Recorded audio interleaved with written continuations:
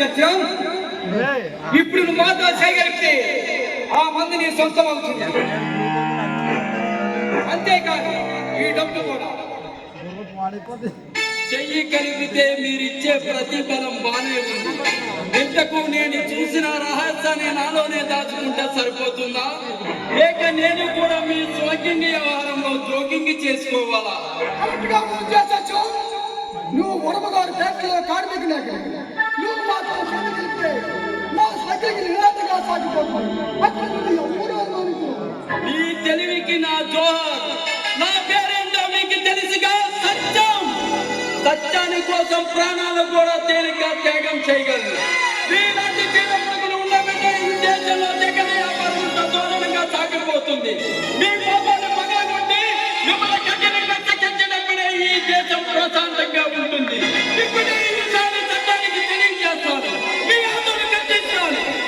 ఉపన్యాసాల బాధ్యత తెచ్చుకున్నాను. రాజకీయాలకి పైకి వస్తాం. ఆ చూడు, ఆ నోర్సుడి పేరు నాకు ఇష్టమని మరి అది మా ప్రపంచ గప్పుకో. మీ కంపెనీ సరికి మీకు చేసేటప్పుడు మీ కంపెనీ లోపల మా సరికి పెట్టి నీకు 50-50 ఓట్లు ఇస్తాను. డబ్బాస చూపించే నా చేత స్వంగ్లింగ్ చేయించాలనుకుంటున్నావా? నేను డబ్బు కోసం గట్టి తినే పశువులు కాదురా.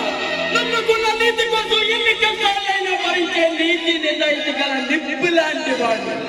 నల్ల బజార్లో మధ్య మందులు కవిస్తూ యువకులను నాశనం చేసిన మిమ్మల్ని నిలుపున బాధేసిన పాపం లేదు.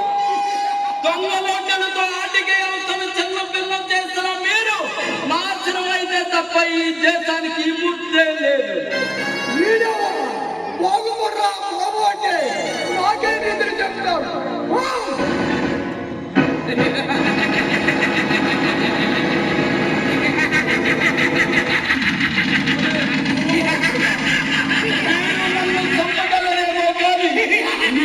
న్యాయాన్ని చంపలేదు. మీ పాపాలు సఫలై మిమ్మల్ని కాల సర్పాలై కాటు వేస్తాయి.